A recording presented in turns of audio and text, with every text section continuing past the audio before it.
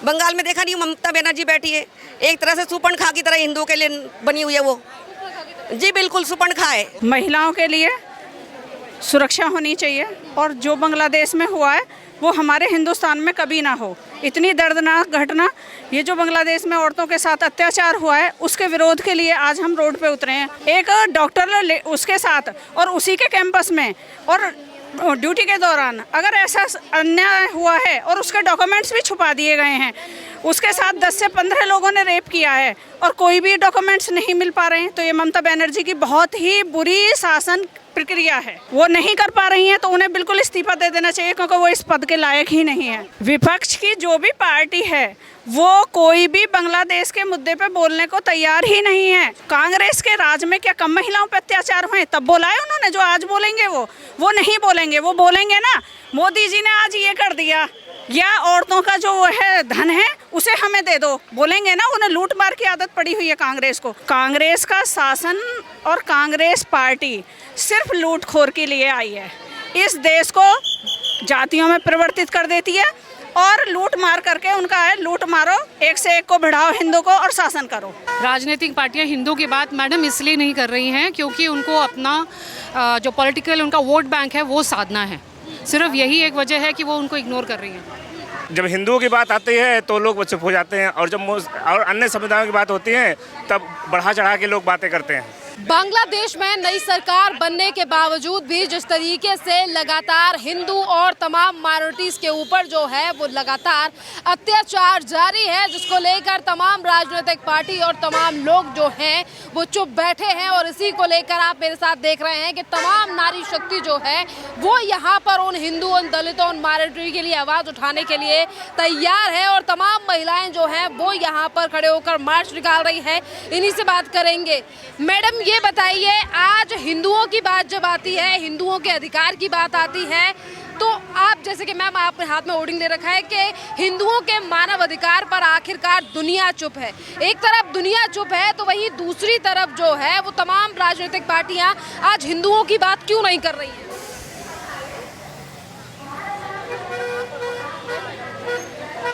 क्या कहेंगी आप? राजनीतिक पार्टियां हिंदू की बात मैडम इसलिए नहीं कर रही हैं क्योंकि उनको अपना जो पॉलिटिकल उनका वोट बैंक है वो साधना है।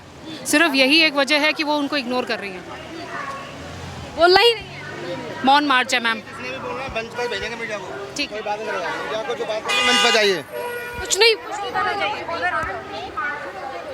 पहले तो इन्फॉर्मेशन देखे, ये देखे नहीं, हाँ रुक जाइए, बताया नहीं गया था कि ये यहाँ पर जो तमाम लोग हैं वो मौन है और वो बात नहीं कर रहे हैं। उनका कहना है कि ये जो मार्च किया जा रहा है ये साइलेंट प्रोटेस्ट है, साइलेंट मार्च है, जो कि यहाँ से होकर जो है वो आगे तक यानी कि जंतर मंतर जाएगा। पर इसी के साथ हम कुछ लोगों से बात करने की कोशिश करेंगे, जो कुछ लोग बोलेंगे, महिलाओं से भी बात करेंगे। सर, हिंदुओं की बात जब आती है तो आखिरकार कुछ लोग इस पूरे मामले पर मुंह पर दही जमाकर जो है वो क्यों बैठे हैं?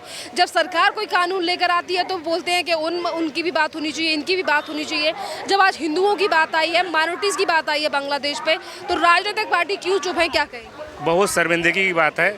हमारे देश में ऐसी मतलब दो मुँही बातें हमेशा होती हैं। जब हिंदुओं की बात आती है तो लोग चुप हो जाते हैं, और जब और अन्य समुदायों की बात होती है तब बढ़ा चढ़ा के लोग बातें करते हैं।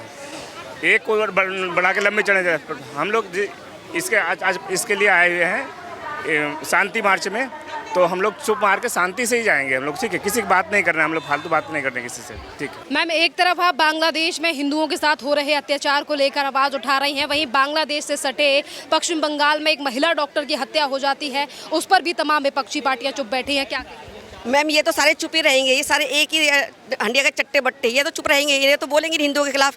हिंदुओं के खिलाफ कौन बोलेगा? कोई नहीं है। 57 देश हो गए, 58 हो जाएंगे अब, लेकिन कोई नहीं बोल रहा हिंदुओं के लिए।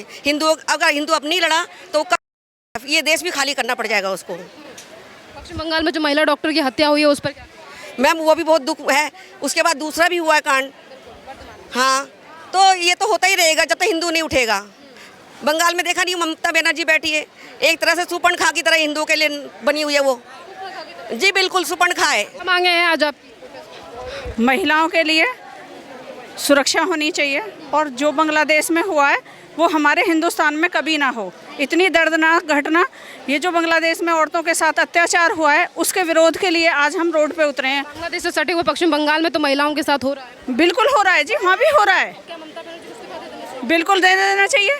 एक डॉक्टर उसके साथ और उसी के कैंपस में और ड्यूटी के दौरान अगर ऐसा अन्याय हुआ है और उसके डॉक्यूमेंट्स भी छुपा दिए गए हैं, उसके साथ 10 से 15 लोगों ने रेप किया है और कोई भी डॉक्यूमेंट्स नहीं मिल पा रहे हैं, तो ये ममता बनर्जी की बहुत ही बुरी शासन प्रक्रिया है। महिला मुख्यमंत्री महिलाओं की रक्षा नहीं कर पा रही। बिल्कुल बिल्कुल वो नहीं कर पा रही हैं, तो उन्हें बिल्कुल इस्तीफा दे देना चाहिए, क्योंकि वो इस पद के लायक ही नहीं है। प्रियंका हर जगह पे जाते हैं, बंगाल नहीं जा रहे, पश्चिम बंगाल।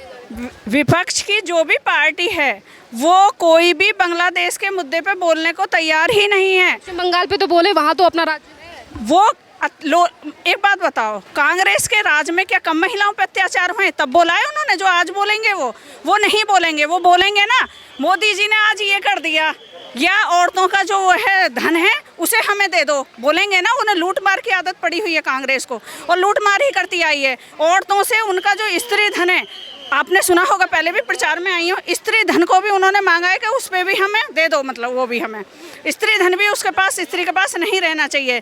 जमीन जायदाद है वो भी हम ले लेंगे आपसे। तो कांग्रेस का शासन और कांग्रेस पार्टी सिर्फ लूटखोर के लिए आई है।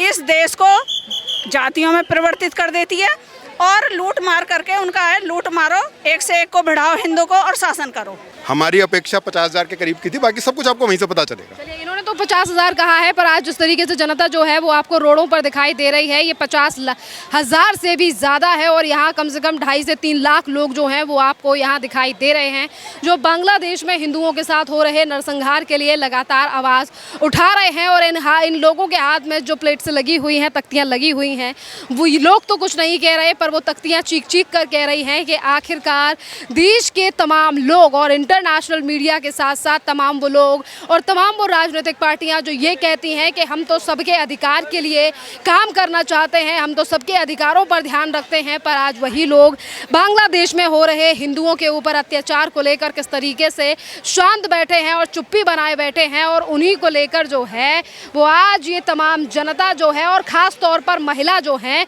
वो रोड पर उतरी हैं। अपने क्या मांगे हैं सर?